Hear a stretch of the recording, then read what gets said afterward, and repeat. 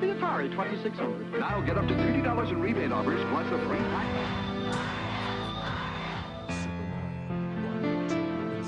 Now you're playing with power. Each game is Hey, my name is Yaron Moore. I've been playing video games since I was about 7. The one soldier of fortune to save the world. If he succeeds. Hi, my name is Chris Koshi, and I've been playing video games since I was about 5.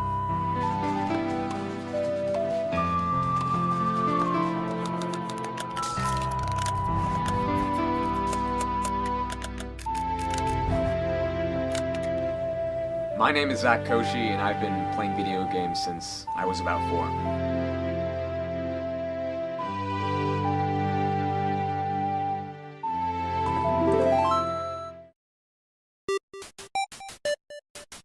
The first game I ever played was Sonic Riders. One day my cousin Magnus came over and he basically said, I have a GameCube and a couple games for it. Do you want it? And me and my brother, having had Game Boys before that, we obviously said yes because we were interested, what's on consoles. And with that, I obtained access to Sonic Riders. I don't know, that was a long time ago. It was probably at, I think, my aunt's house back in Philadelphia.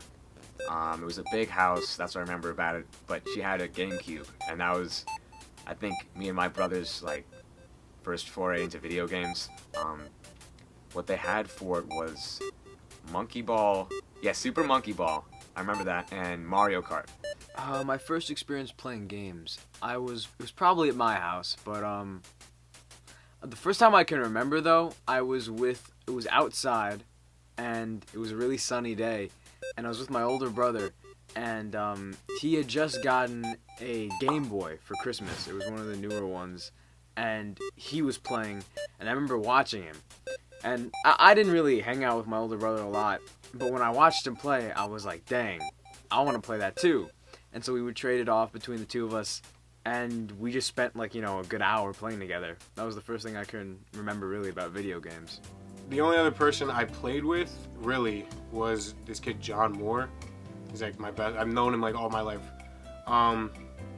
We would go to his house. We'd always slept over at his house, and we would bring the GameCube.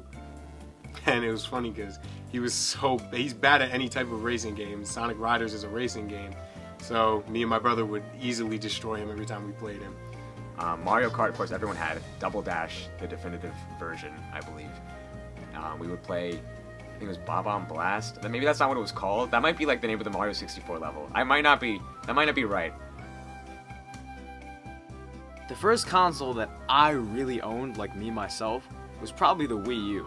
And that was really recent, That was probably 2012, so I was probably 10 by that point.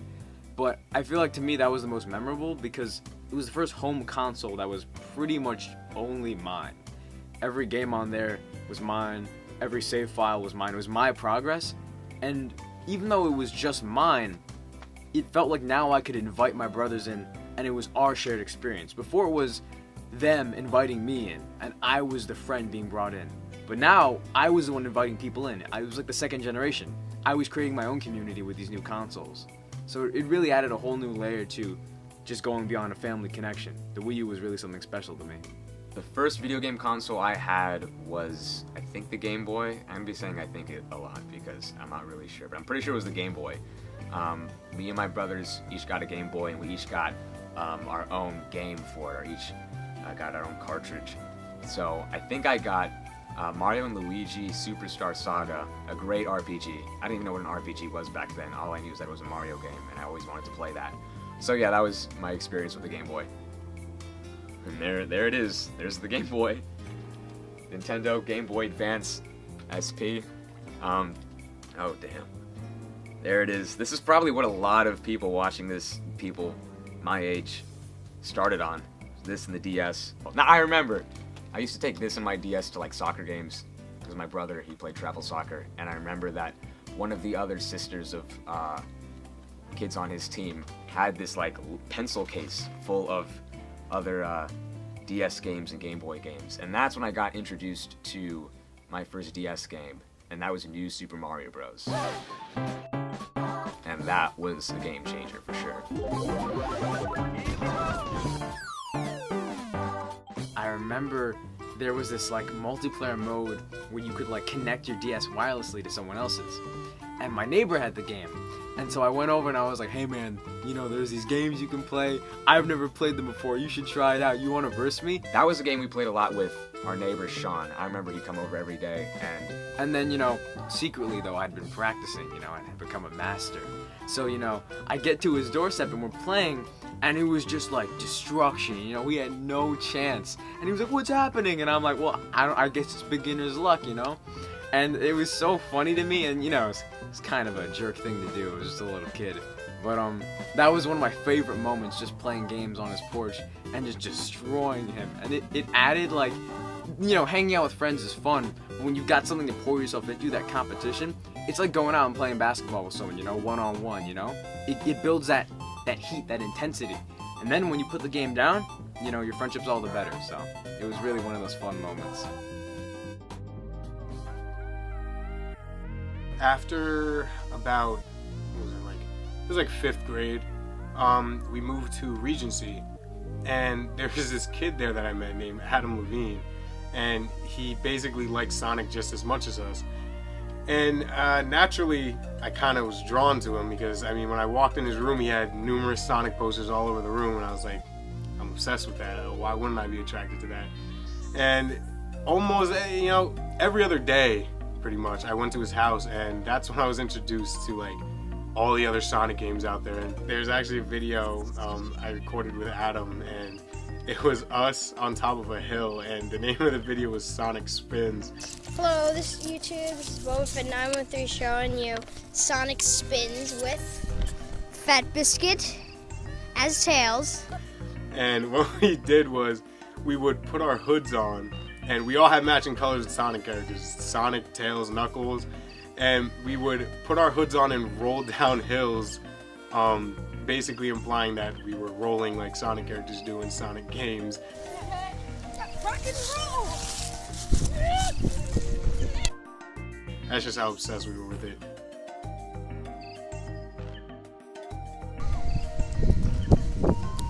One of my favorite games when I was a kid, you know, and it kind of gets, you know, thrown under the bus, and I often forget about it, was Sonic the Hedgehog for, I think it was the Genesis. I didn't have a Genesis, I had a GameCube, and they had ported it over. And I'm gonna be honest, when I was a kid, I like didn't like it at all. In fact, I kind of hated it just because, this is my opinion, I just thought it was a bad game, you know? The design wasn't that great, I thought the character was boring. And I've kind of changed my mind, you know, but what really was cool about Sonic was, I knew a lot of kids who loved Sonic, and so I'd be like, hey, you want to come over and play Sonic? And they come over and we play Sonic together, and you know, I didn't really care about the game, but it was the people there that made it interesting, you know? And through that, I've now come to enjoy Sonic, because it brings back those fond memories of hanging out on my couch, playing a game that I didn't even really, you know, I wasn't to die for about it, it was the people there. So that was another great experience with video games. The next game I played all the time was, not even game genre, was first-person shooters. I think most people went through that. Black Ops. I was never good at it. I don't know what kept me playing it. I wasn't very good at it, but whenever I went to my friend's house, that was the game at the time, you know, from like, even now everybody plays Black Ops, but I mean, the main thing I gained from that was online friends. And there was usually a group of people I played with in groups online, and I added them and I always talked to them. Before online play was a thing with mics and everything, you could talk to people you're playing with, like, I always played with people sitting next to me, so, I mean, that was definitely interesting. One of the things that really, like, cemented gaming in my mind, it actually wasn't a console game. And I brought up how, when I was younger, I didn't own a lot of the games I played. It was usually my brothers, my friends. And so it wasn't until, you know, I was like 12 or 13 I really had my own things. But one of the things that I did have as my own experience was Minecraft.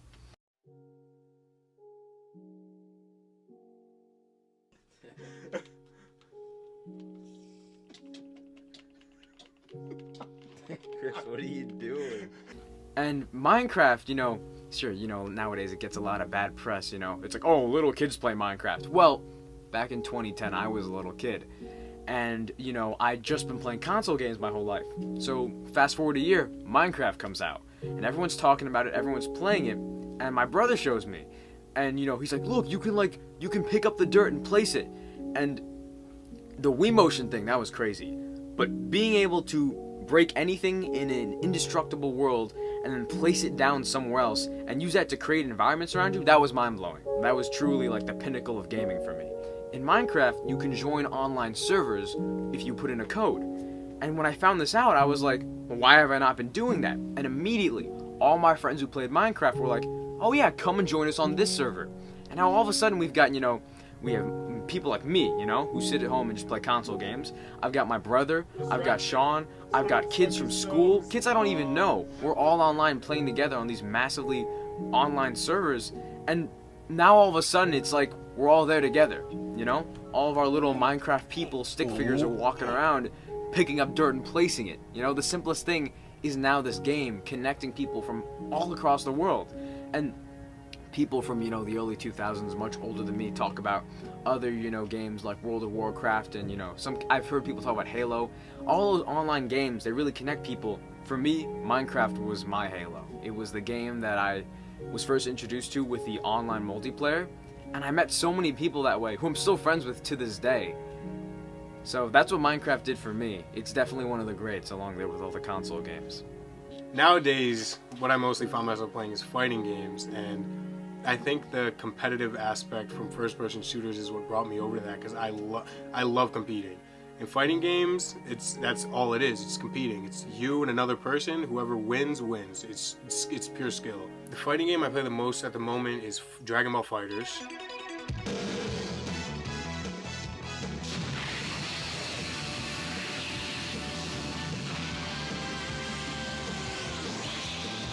Being as I love fighting games and I love Dragon Ball, and I really think they made it into a fighting game very well.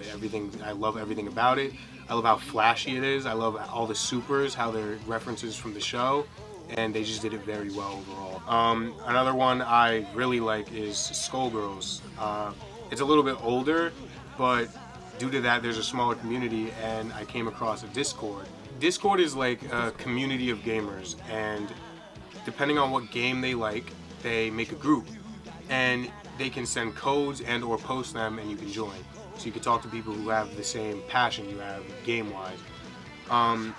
When I was playing the game, I had no clue what that is, but when I wanted to learn a character, I looked up how to play this character, and a Discord came up, and I said to myself, what's Discord? And next thing you know, I joined, and there's a bunch of other people that love playing the game just as much as me.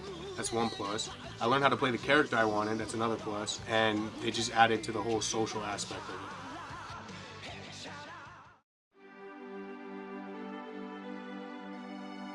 Bottom line is, I wouldn't be who I am today if it weren't for video games. So I'm really happy that I got to experience them when I was young. I don't know what else to say. They're just so much more. I neglected to talk about probably the biggest part of my gaming experience and what kind of ties together gaming for me in general. It was a really obscure game, but definitely a treasure, Dr. Robotnik's Mean Bean Machine. And you're like, what is that? And basically, it was just a puzzle game. It was a basic puzzle game. And there's a lot of depth to it, but I didn't care about that when I was a kid, you know? It was just a lot of flashing colors. But the reason that sums up all of gaming for me is because no one wanted, you know, to play that game. It was confusing, it wasn't that good, people would say. You know, no one really saw the same eye to eye as me. And yet, even then, even though people so strongly disagreed, they still sat down and played with me.